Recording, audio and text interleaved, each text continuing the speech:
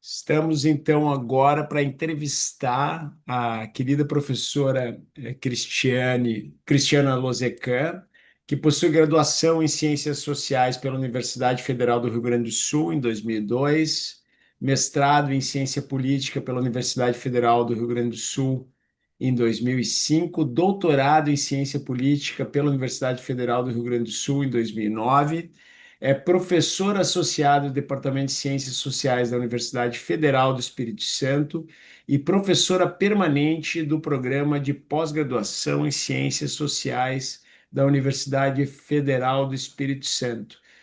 Produziu diversas pesquisas, diversos trabalhos escritos que têm sido estudados pelo grupo de pesquisa, fundamentos do processo civil contemporâneo, especificamente pelo cruzamento com o tema do direito processual dos desastres e com a questão dos litígios climáticos. Então, é um prazer ter a professora Cristiana Lozecan conosco.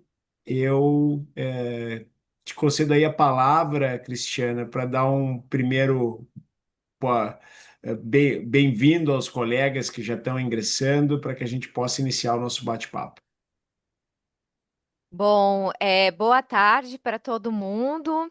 Eu quero agradecer pelo convite, estou super feliz de estar aqui. Sou também super fã, acompanho o trabalho do professor Hermes e também de todos os demais aqui. Sei que é um grupo muito ativo. Já tive oportunidade de participar, né, em outro momento também de diálogos, então estou muito entusiasmada com esse encontro.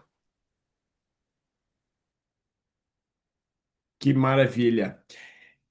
Professora Lozecan, a ideia aqui da primeira pergunta é a gente trabalhar um pouco com a ideia, com a noção, né, da relação dos campos, né? Como é que se dialoga o campo do direito com o campo da ciência política? Essa é uma pesquisa que tu já vem desenvolvendo há algum tempo, especialmente no que diz respeito à análise das instituições de justiça e de suas práticas sociais no contexto do direito dos desastres e do direito climático em geral.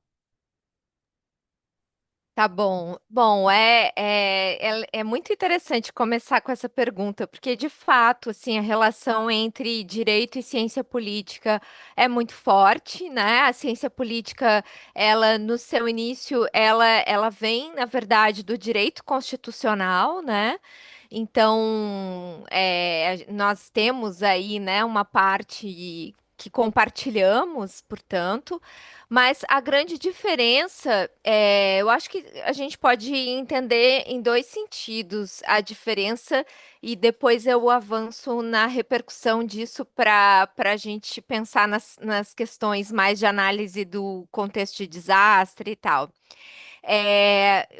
Uma questão tá no próprio objeto, né, e numa uma dimensão epistemológica, né, do objeto, que então a gente vai trabalhar com instituições e o fenômeno político vai ser observado a partir de instituições, porém, o grande passo da ciência política em relação justamente ao direito constitucional foi observar instituições menores, né?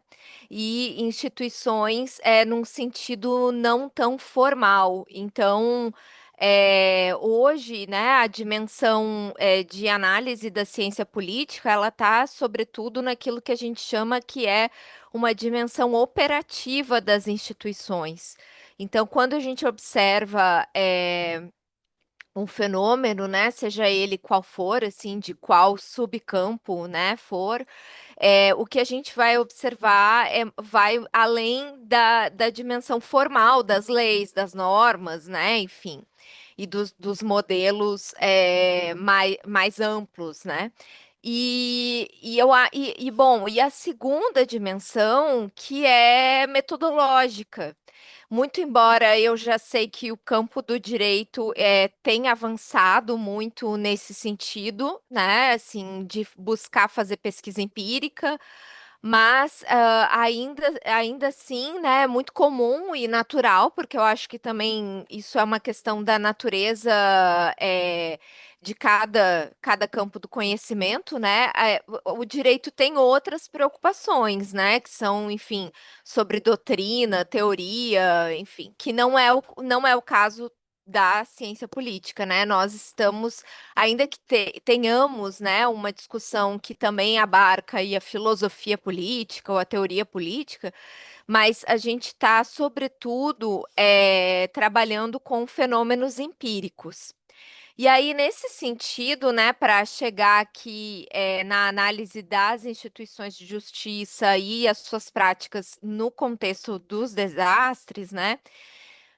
Bom, primeiro, né, entender que a gente vai analisar, portanto, muito mais uma dimensão de performance das instituições, né? Então, não é tanto os aspectos formais, ainda que sempre também caiba uma análise que coloca em perspectiva, né, as performances das instituições, tendo em vista o seu desenho institucional, né? Mas, então, vamos analisar essa dimensão da operação das instituições e a questão de entender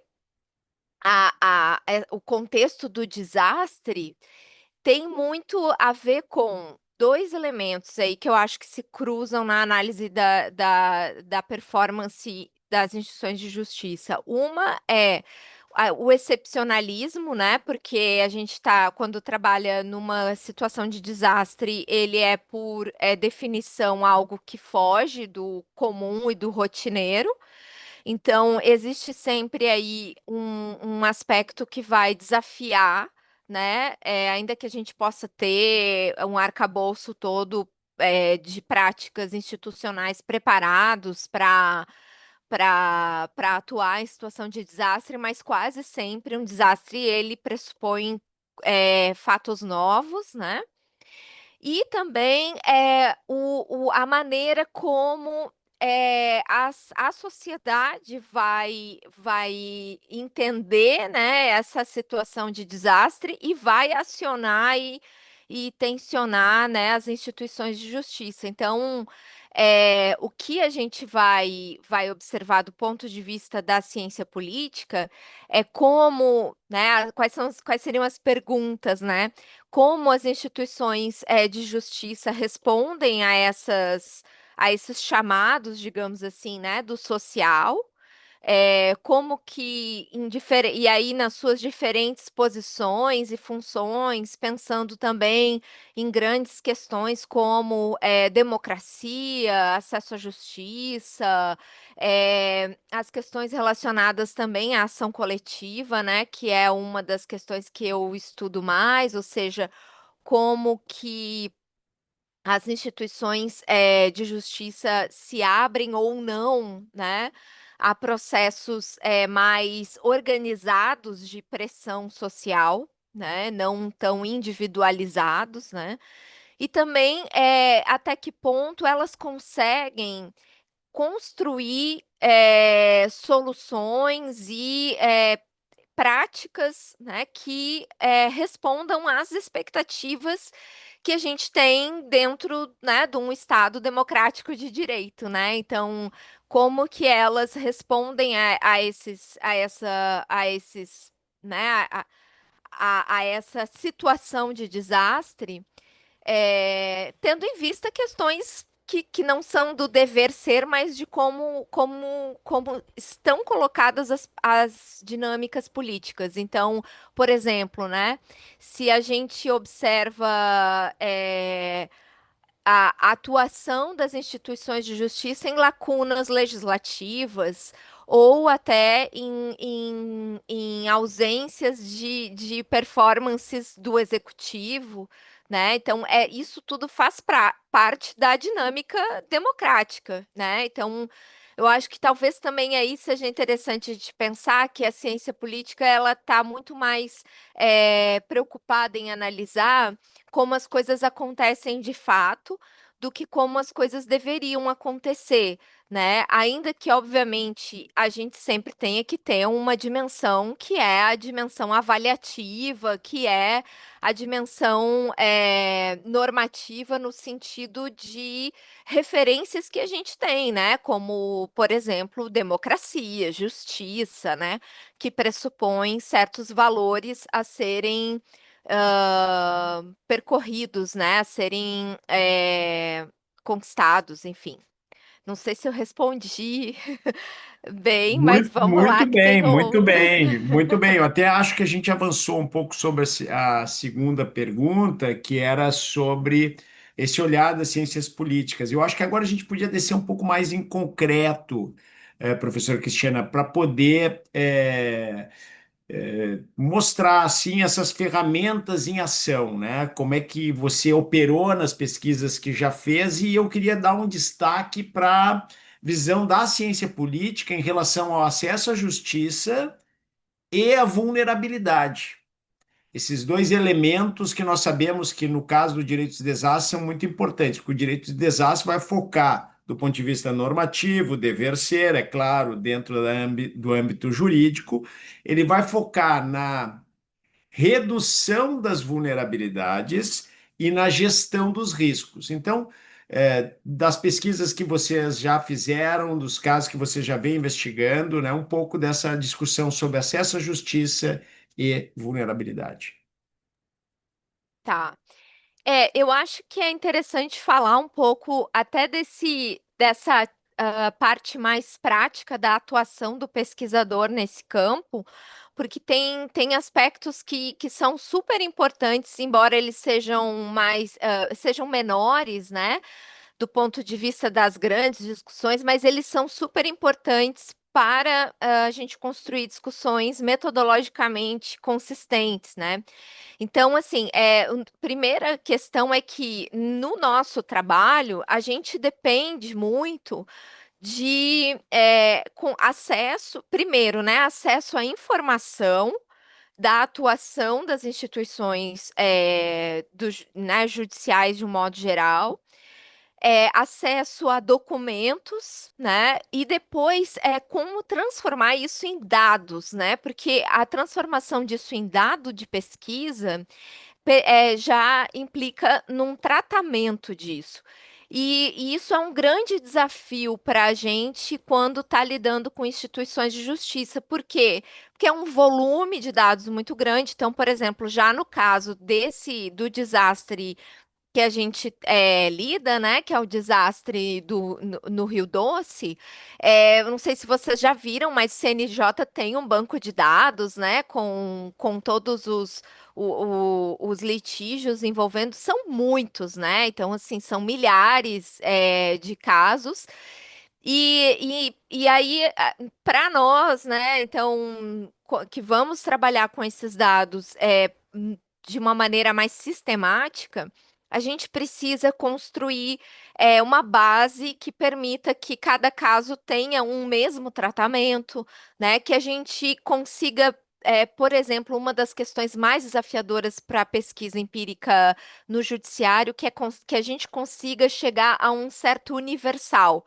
Por exemplo, como é que eu posso garantir que esse conjunto de ações judiciais que eu tive acesso, que esse conjunto é o total de ações judiciais que existem sobre esse caso, né? Por quê? Porque na hora que eu for fazer qualquer análise posterior, eu preciso situar, né, esse universo que eu tenho aqui. Isso diz respeito a todas as ações, ou isso diz respeito a um conjunto específico de ações?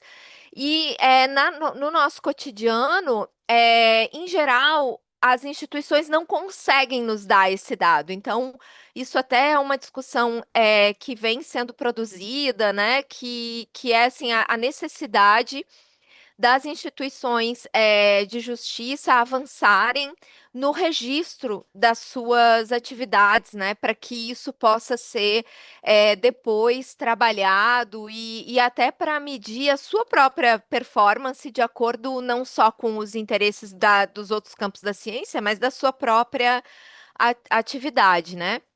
Mas então, esse, né, é um primeiro desafio.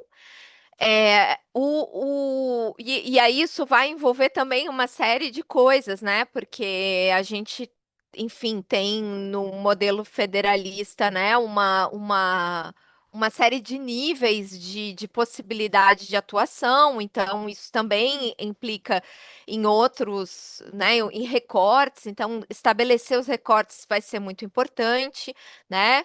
Agora, também tem uma questão que eu acho que é importante ressaltar, é que quando a gente está falando de sistema judiciário e de atuação, de análise da atuação dessas instituições, ainda que a gente tenha muitas vezes a análise de um caso só, tendo em vista o caráter normativo, né, desse campo de atuação, ou seja, a capacidade, por exemplo, né, de virar jurisprudência, de que uma decisão tenha uma implicação muito grande sobre uma grande quantidade de pessoas ou de casos, enfim.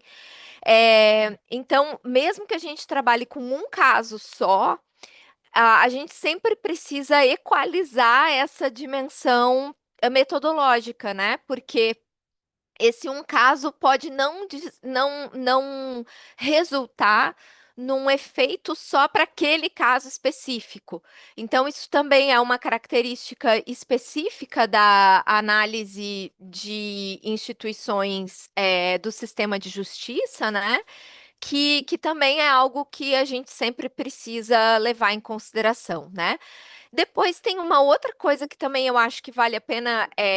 Isso quer É, dizer um pouco uhum, assim, só para a gente deixar esse ponto bem, para ficar bem na mesma página, assim, é que a gente, mesmo considerando um caso só, como esse caso tem impactos, uma das questões que a gente iria levantar é a própria questão da litigância estratégica, das transformações do sistema de justiça que podem acontecer a partir de um caso determinado, aqueles impactos também devem ser levados em consideração do ponto de vista metodológico.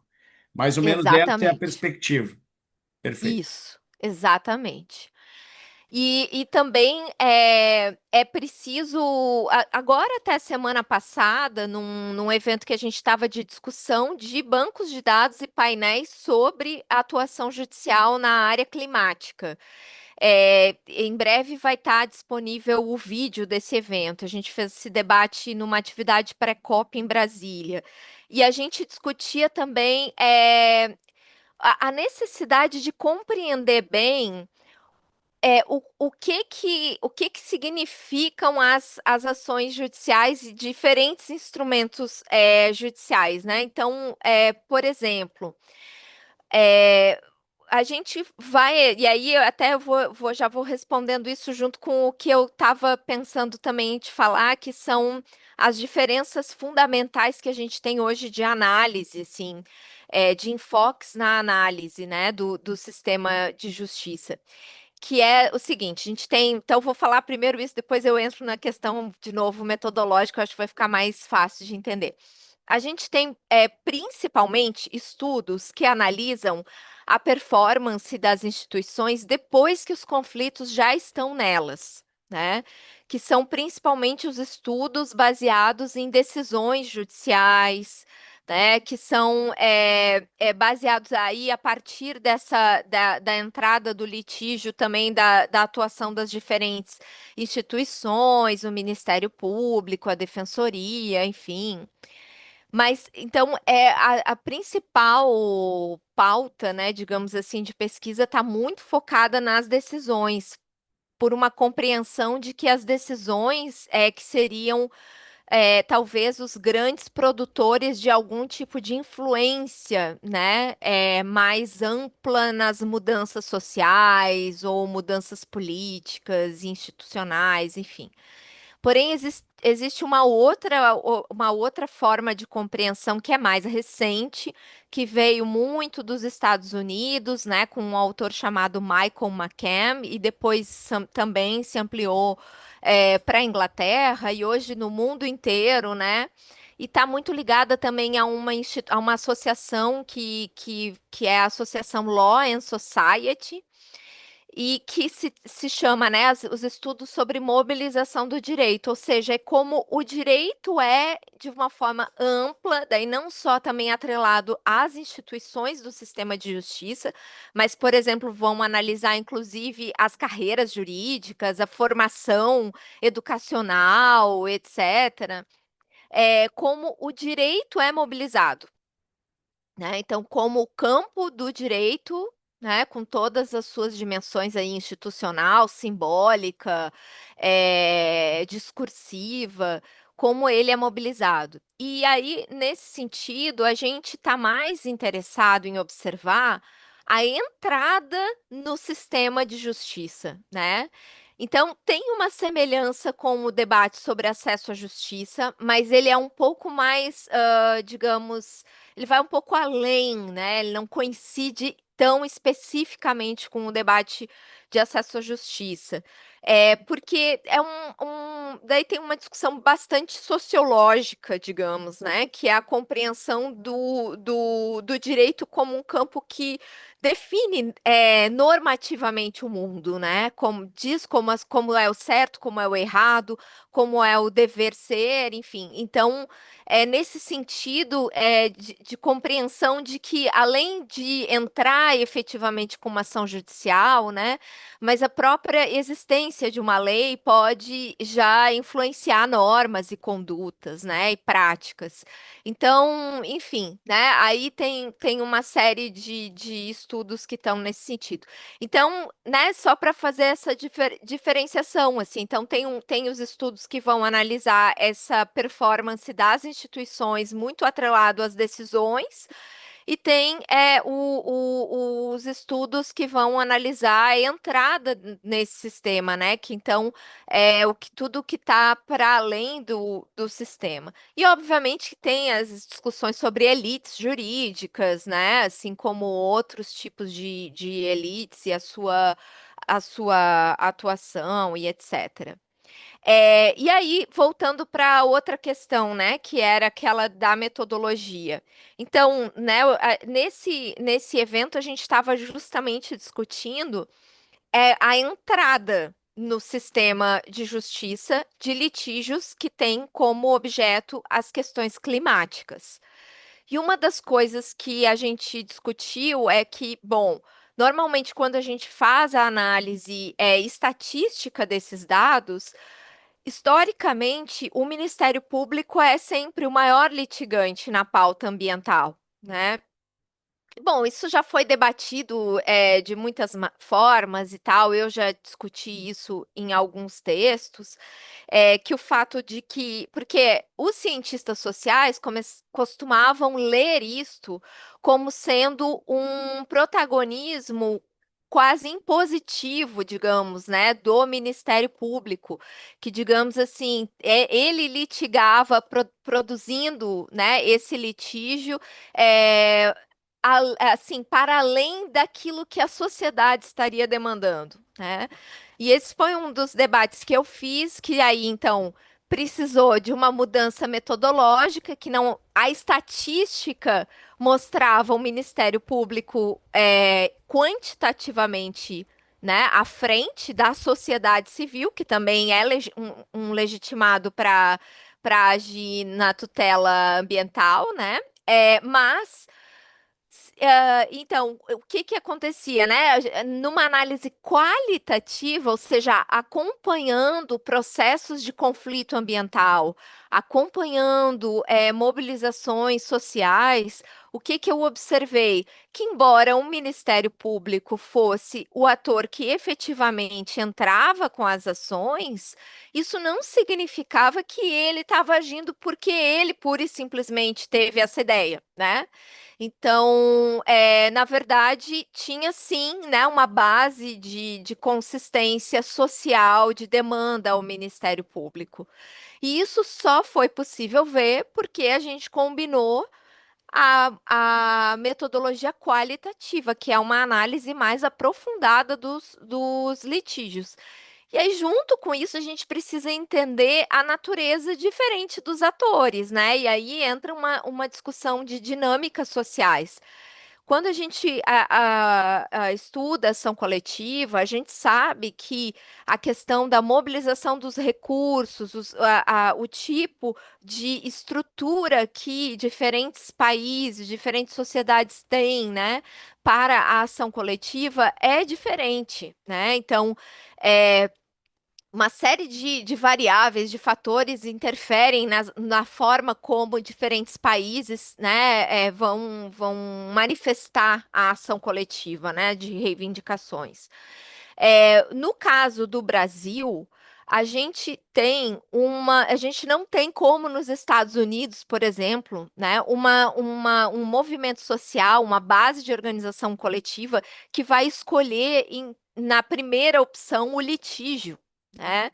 Por uma série de razões, tem a própria questão da common law, né? Isso sempre foi muito discutido, mas não é só essa questão, né? Isso tem a ver com a maneira como os grupos organizados compreendem as próprias instituições de direito, como eles entendem que é melhor, né, a construção da mudança social. Né? Então, a mudança social vai se dar via direito ou ela vai se dar via outros canais, né? E além disso, o fato de que é, na nossa estrutura institucional, né, algo que daí ficou muito caracterizado como oportunidades políticas e oportunidades legais, faz muito mais sentido, é muito menos custoso a um movimento social demandar ao Ministério Público do que ele próprio ter uma base, uma estrutura de advocacia plena e em exercício e tal, com a capacidade, inclusive, né, que é necessária para construir grandes litígios. Né? Então, o que a gente foi observando é que o que ocorre é uma espécie de convergência, né, entre atores, o que não significa também dizer que Ministério Público ou Defensoria estão agindo a serviço de movimentos sociais, não é disso que se trata, né? Mas é uma convergência, uma coordenação nas formas de ação. Né? E isso, claro que isso tem características que vão ser diferentes em região, né? E tem a questão da autonomia, no caso do Ministério Público da autonomia funcional. Mas é isso que a gente vai observar. Então, assim, né, só para dizer para vocês como tem fatores que vão muito além da análise formal das instituições, né?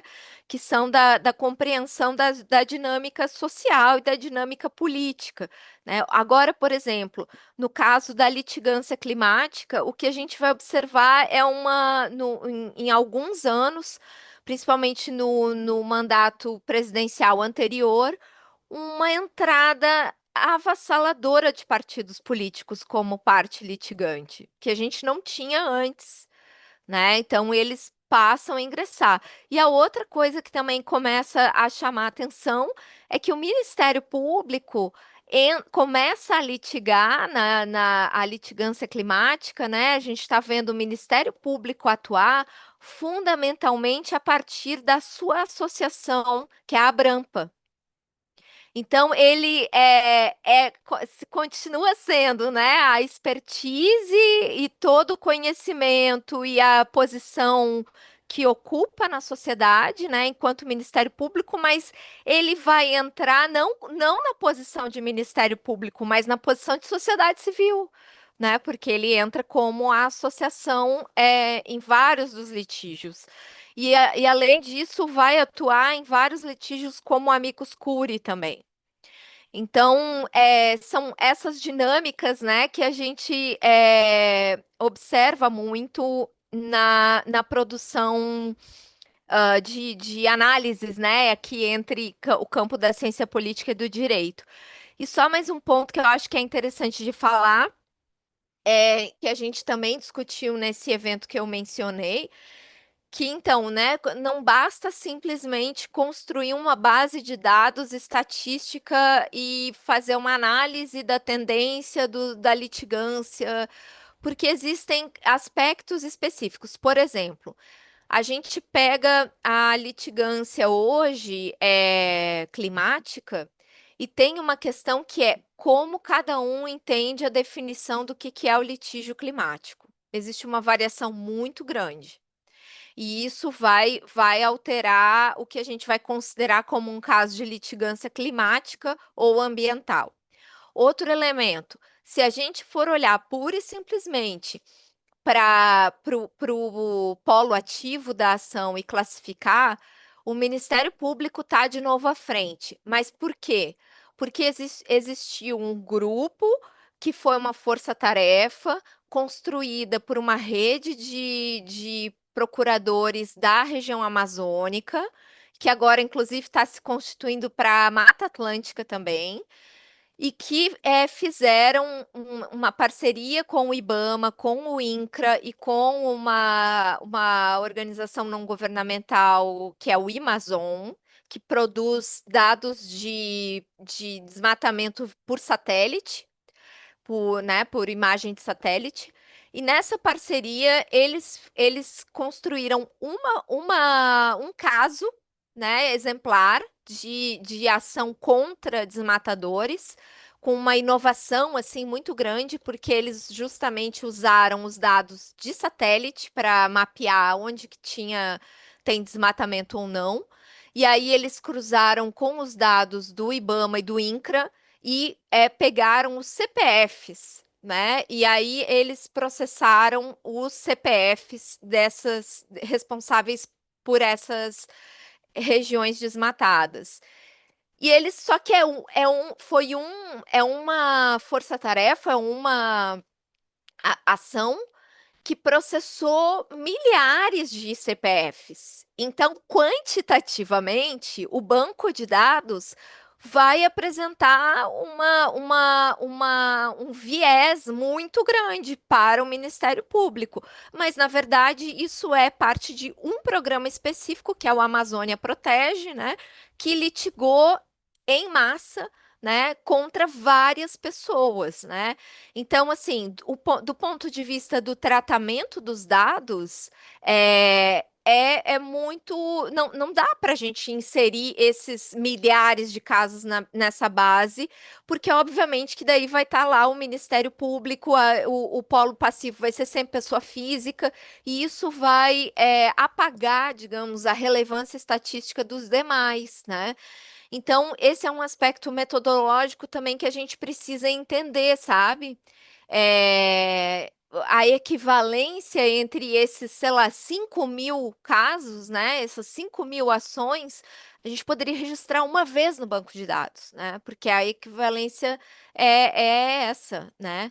Então, enfim, eu já fui falando um monte de coisa aqui, vocês vão me interrompendo, Mas ó, porque foi ótimo, foi ótimo. Acho que a gente conseguiu cobrir praticamente quase todas as questões da entrevista principal que a gente queria fazer contigo, Cris, antes de abrir para as perguntas. E eu estou preocupado também da gente ter um tempinho para essas perguntas dos alunos.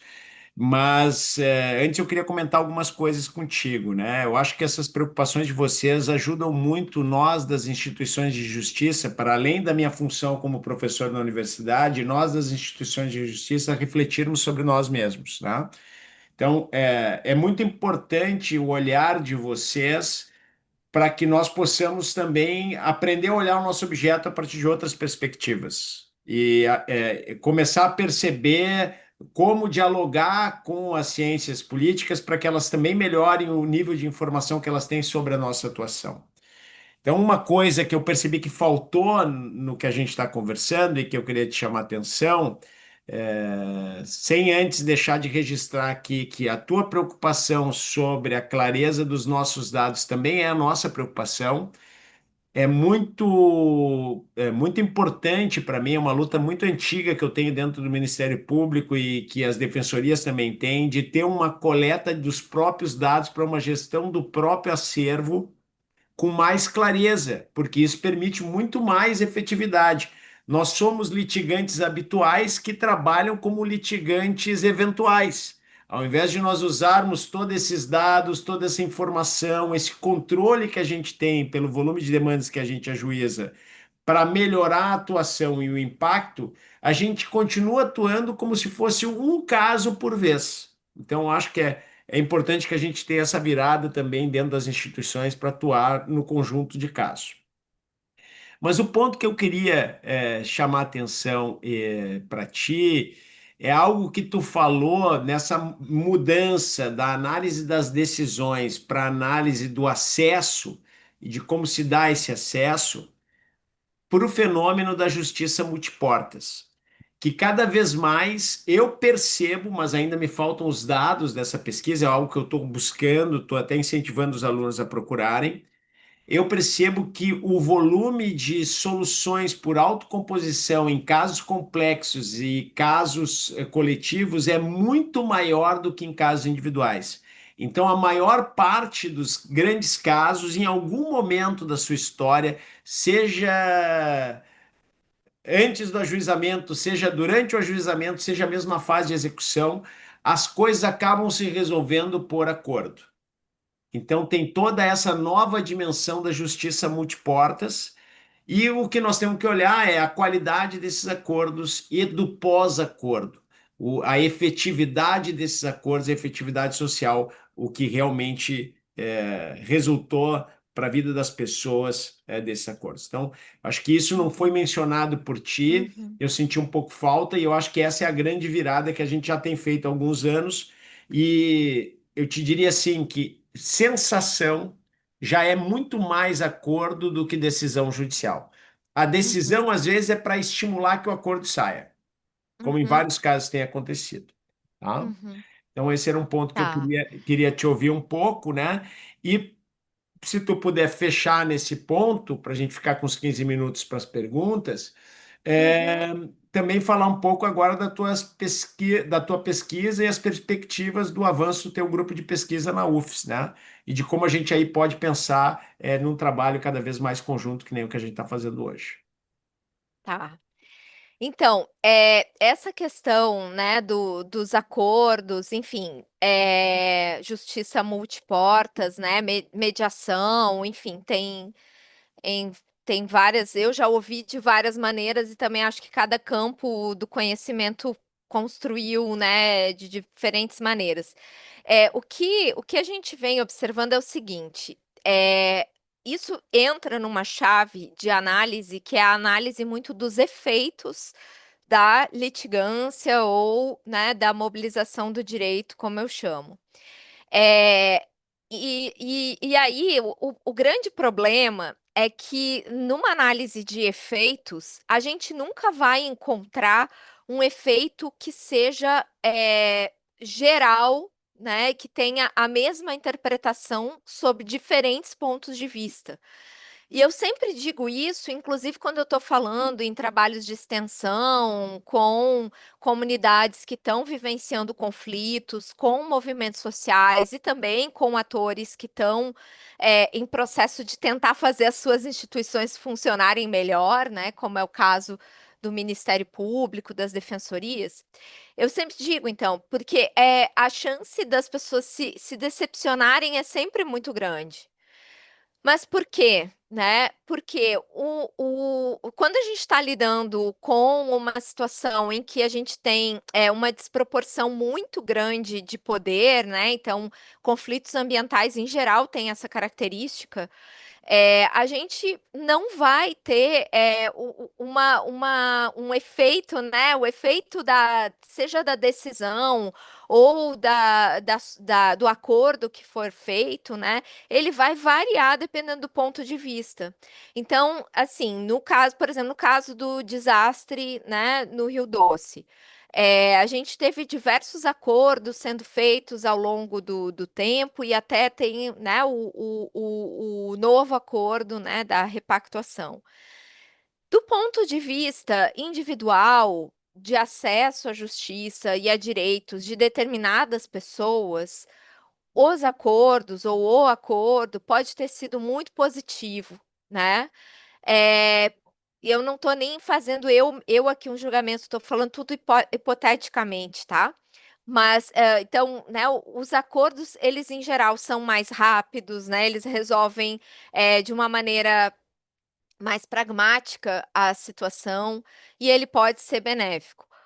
O que que acontece? Do ponto de vista da construção de uma discussão que extrapola o caso em si, né? Então, por exemplo, movimentos sociais que estão trabalhando, a gente pega o movimento pela soberania popular na mineração, o movimento dos atingidos por barragem, né? Ou eu estou citando os que são, né, mais instituídos e conhecidos, mas a gente pode entender isso do ponto de vista mais amplo, né? Quem está pensando a construção de uma sociedade, né? E entende que houve ali um problema, que esse problema é maior do que esse caso em si.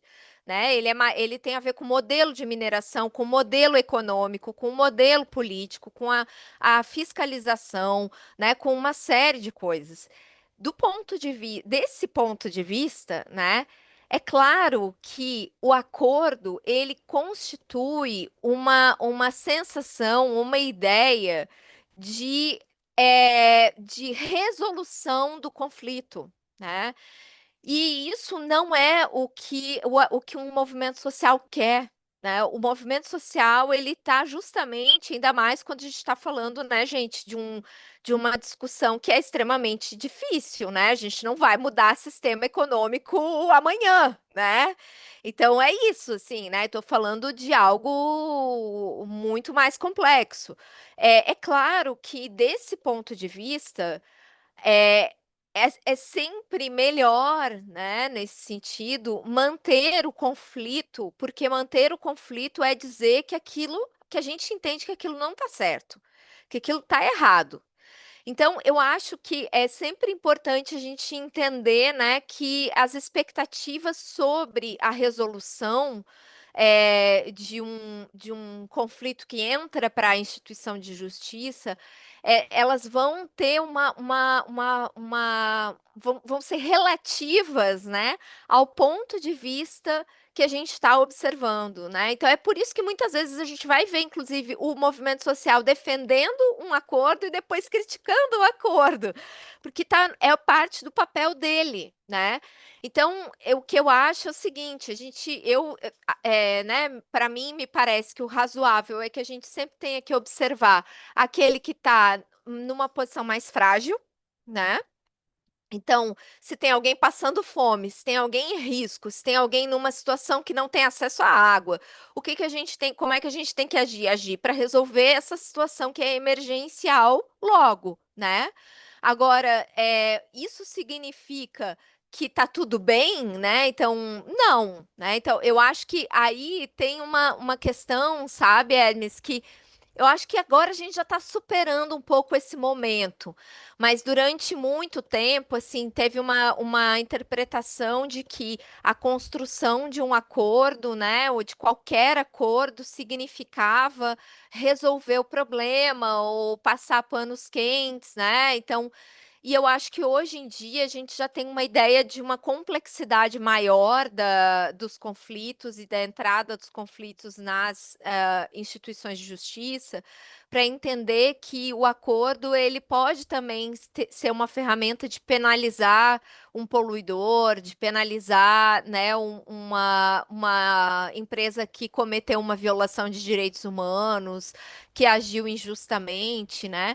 Então, teve, por exemplo, um termo de ajustamento de conduta que eu até participei de uma ação assim que eles fizeram que foi contra uma situação de trabalho análogo à escravidão em São Paulo. Foi no aeroporto de Congonhas.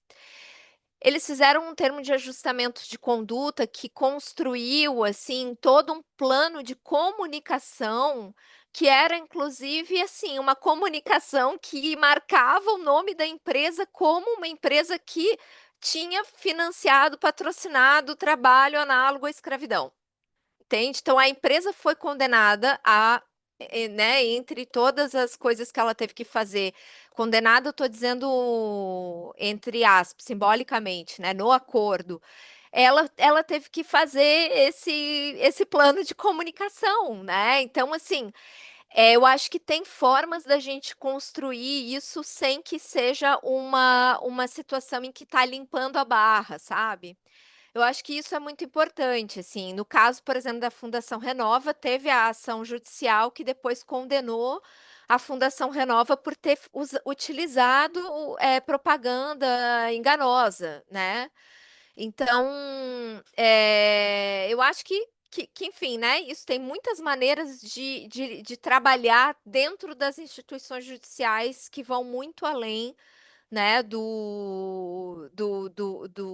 de uma decisão judicial, né, ou que vão muito além dos instrumentos que a gente está acostumado a lidar, de forma mais direta. Eu acho muito boa essa tua resposta, no sentido de que ela permite também a gente compreender que essa ideia de litigância estratégica em direitos humanos e direitos fundamentais e de espaço, do espaço que gera essa litigância para tratar esses conflitos sociais e dar espaço, inclusive, para a voz desses grupos sociais atingidos, ele não se limita com a solução de um ou outro conflito pontual. Eu acho que a questão aqui por trás disso é os conflitos têm que ser resolvidos e os acordos têm que ser, podem ser inclusive eficientes e adequados, mas têm que ser pensados, porque podem ser criticados se não forem adequados. E, por outro lado, o fato de ter um acordo não resolve o problema da maneira como são construídas as barragens no Brasil. Isso evidenciou o problema e essa discussão, essa luta social pela melhoria desse sistema vai continuar, independentemente desse acordo.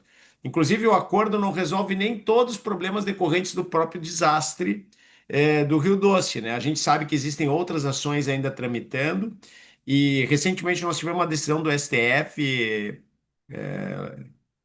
Cristiana, que eu não sei se tu chegou a ter conhecimento, uma decisão sobre a competência para julgar as questões referentes ao acordo. O que é do acordo fica com o TRF da Sexta Região, com o NUPEC, que é um núcleo de processos estruturais e complexos.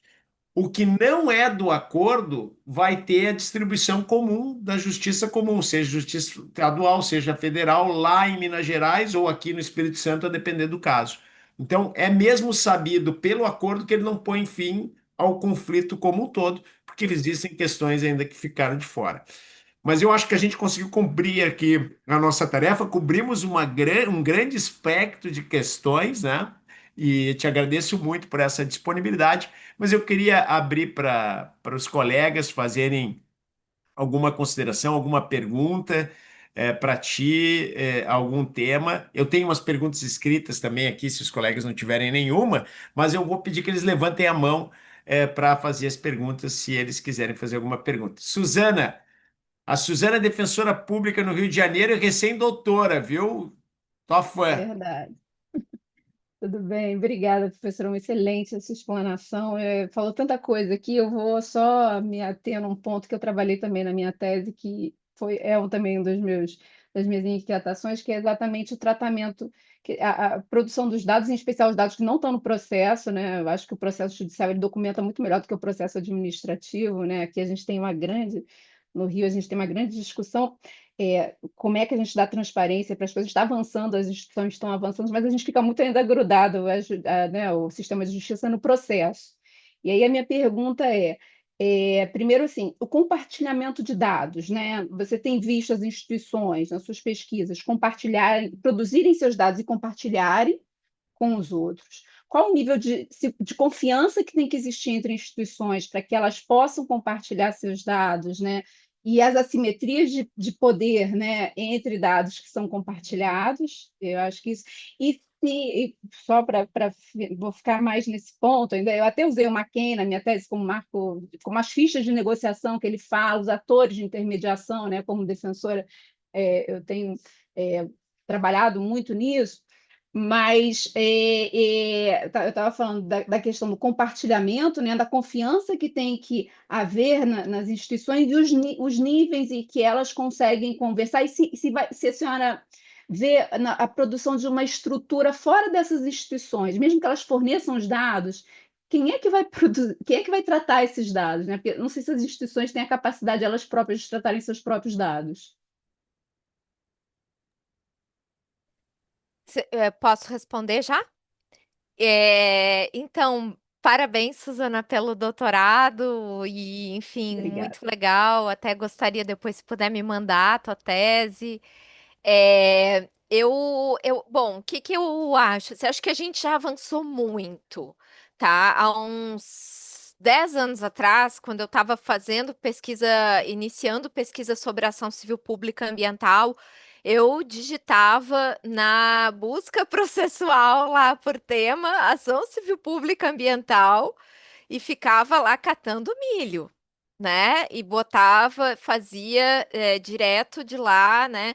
Hoje já tem pessoas que conseguem fazer essa busca com. No caso do judiciário ainda é mais difícil, porque eu acho que tem mecanismos lá que não permitem, que é aquela mineração de dados, né? Construir um robô, por exemplo, que consiga pegar os dados. Mas as próprias instituições melhoraram muito. A gente conseguiu agora, por exemplo, que com a quarta Câmara do MPF, uma planilha com 5.000 ações civis públicas ambientais. Só que é isso, assim, um planilhão só com o número da ação e a classificação que eles têm lá, nem o número é o número do processo, é o número do que eles têm registrado no Ministério Público. Agora, o nosso trabalho é pegar uma por uma, entrar na consulta processual e coletar os dados que importam para a gente, né? Eu acho que já seria E possível. administrativo, de cortar essa Uhum. pergunta, mas vocês têm conseguido também pesquisar nos inquéritos civis, administrativamente? Então, a gente nem chegou lá ainda. Eu desconheço alguma pesquisa que tenha levantado inquéritos, porque assim, a gente não tem no Brasil uma pesquisa que fale sobre ação civil pública ambiental geral, porque é de tanto material. Tu quer ver, assim, há um tempo atrás tinha uma iniciativa. É que a gente tem esses dados, viu, Cristiano? A gente tem pelo relatório do Ministério Público. Eu e o Edilson Vitorelli até escrevemos um artigo criticando uma pesquisa que saiu sobre o futuro das ações coletivas, justamente para mostrar que a gente tem um dado muito grande de acordos na fase inquérito, na fase procedimental, antes mesmo de chegar em juízo nas demandas ambientais. É bem interessante, eu vou te mandar esse artigo também, Tá, mas Mas o, o o Hermes eu que até que vi, mas não fica público, não fica não, público. então, o que está não. acontecendo? Por isso que eu vou mergulhar aqui no debate de vocês, botar um pouco Uhum. de informação aqui. Eu mandei agora para a Cristiana um dado do CNMP, que agora CNMP e Judiciário estão trabalhando com um sistema chamado Codex. O que que é o Codex? É um sistema que dá acesso a todas as peças digitalizadas. Como a gente tem uma política muito avançada de digitalização, tudo que é público, por causa da lei de transparência, está aberto. Esse sistema permite a leitura por inteligência artificial. Então, se começou a melhorar muito as ferramentas de pesquisa. Eu acho que a gente vai dar agora um grande salto, pelo menos assim, do ponto de vista do acesso às informações. Depois tem que trabalhar isso, porque a gente sabe que a inteligência artificial precisa de um controle muito rigoroso para que ela forneça resultados efetivamente válidos. Mas da pesquisa que eles já conseguiram fazer, os dados batem muito com o que tu disse, Cristiana. Nós temos 322 mil ações civis públicas ou ações coletivas, né? E 212 mil ajuizadas pelo Ministério Público. Isso no geral. Na matéria ambiental, 65 mil ações civis públicas e 58 mil ajuizadas pelo Ministério Público. Então, do que estava Uhum. tramitando no início do ano, quando eu participei de um evento em Brasília chamado Precedentes em Foco, no qual foi informado sobre esse códex e o acesso que está sendo Uhum. possível agora para essas Uhum. pesquisas nesse laboratório. O que seria o ideal, né, era não sei se o CNJ, enfim, abrir um tipo, talvez uma parceria entre Universidades e institutos de é, pesquisa, CNMP e ou CNJ. isso, ou como o Ministério de Ciência e Tecnologia faz com o Ministério do Meio Ambiente, abrir um edital focado nisso.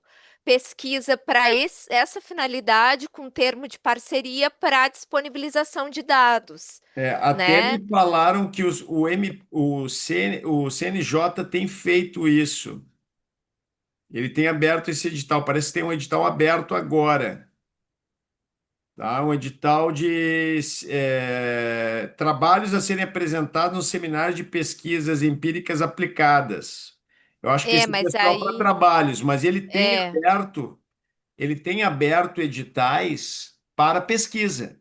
O CNJ tem aberto editais para é, pesquisa. Teria que acompanhar e ver de isso, e repente, ver. né, o que é É, convergente aí dentro das pesquisas que está sendo feita, que você já está é. fazendo.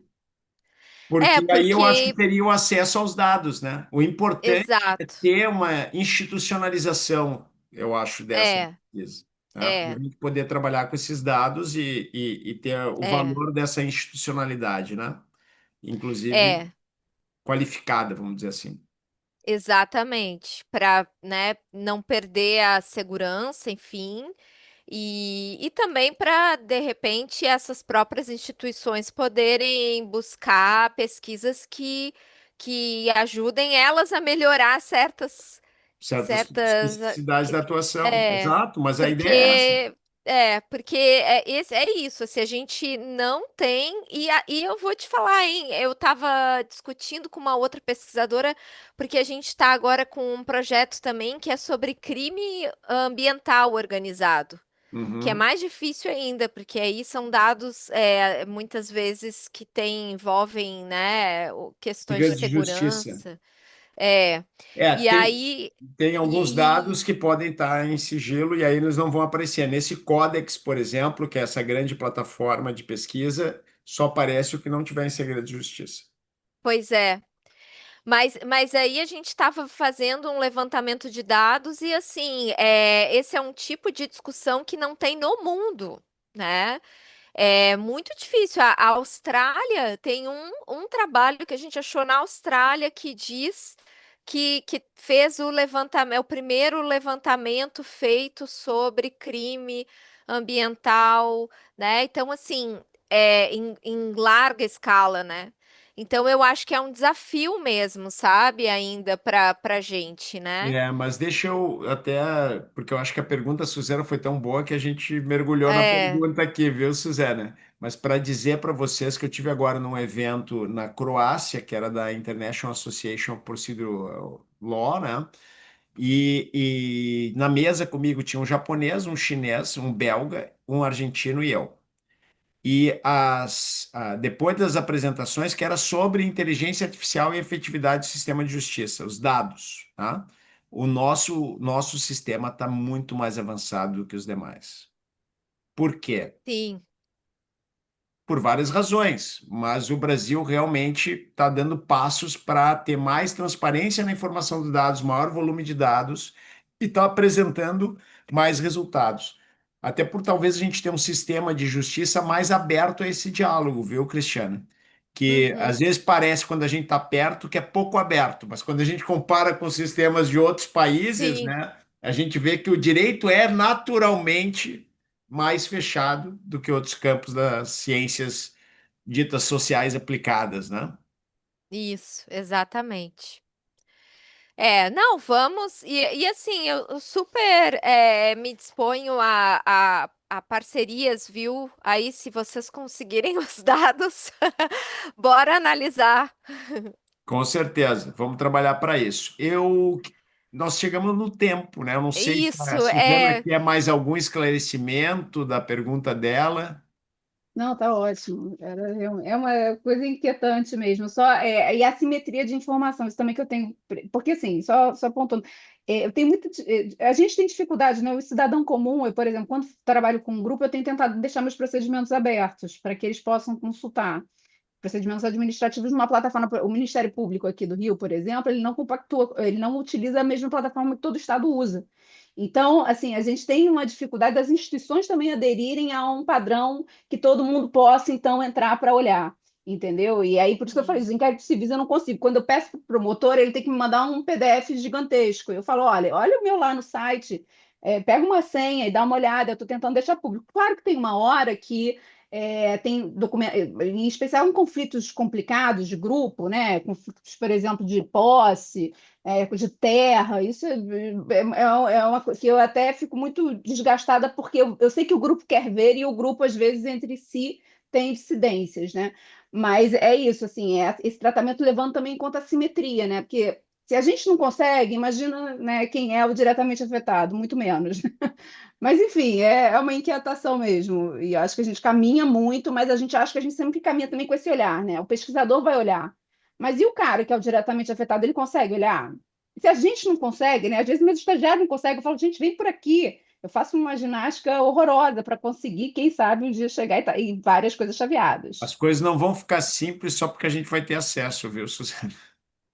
É. Não, concordo que não vão, mas é o primeiro passo, né? Pelo menos deixa Eu eu ver o acho que que a está gente tem que acontecendo. trabalhar eu acho que principalmente assim, reduzir as simetrias de informação, melhorar a qualidade da comunicação, por exemplo, as assistências técnicas, que foi o maior ganho legislativo de todo esse processo do caso Rio Doce, que foi a lei dos atingidos por barragem, a previsão dessas assessorias técnicas independentes que vão apoiar os grupos a perceberem seus próprios direitos e a posicionar-se dentro dos conflitos, né? São já tentativas de reduzir essas assimetrias. Eu acho que esse é um ponto bem importante que a gente deve trabalhar. Cris, a gente passou um pouco do tempo. Eu não sei, tu deve Isso, estar estouradíssima aqui, tô, né? tô. O pessoal já tá me chamando aqui para outra reunião, mas vamos seguir em conversação aí, gente, tá? Não vamos deixar tanto Ó, tempo para se tu tiver próxima. um minutinho, o Leonardo tinha mandado uma extensa pergunta para ti. Ele é teu fã também. Eu não consegui ler a pergunta dele, mas pelo menos para ele te dar uma boa tarde Tá aí bom. e te fazer uma Boa saudação. tarde, boa tarde, boa tarde. É só isso mesmo, boa tarde. Oi, Leonardo, boa tarde. Bom, a gente vou deixar vocês então com uma notícia no março do ano que vem. Vou organizar um evento aqui. Vai ter um dia inteiro sobre litigância, então a gente vai poder conversar bastante. Muito bom, muito bom. E Então eu queria tá, te gente. pedir, tá, Cris, se tu puder mandar algum paper para esse e-book que a gente vai fazer das jornadas de direito processual dos desastres. O Call for Paper já está aberto. Nós vamos incluir esse debate que a gente teve no painel, tá? Mas Tá. o teu artigo é um artigo de convidado. Então, assim que tu tiver alguma coisa que tu queira mandar, pode ser claro que é preferencialmente sempre algum ineditismo, mas se tu quiser mandar um trabalho que tu já tenha pronto, também não é um problema. Tá bom, tá bom. Tá bom? Vou buscar aqui. Então tá, gente. Obrigada, viu? Muito obrigado. Tchau, tchau. Até logo. Tchau, tchau. Fala, Leonardo. Aí eu posso falar contigo depois, no fim, só bem rapidinho depois, quando acabar. Nós já acabamos. Eu vou encerrar a gravação aqui. Peraí,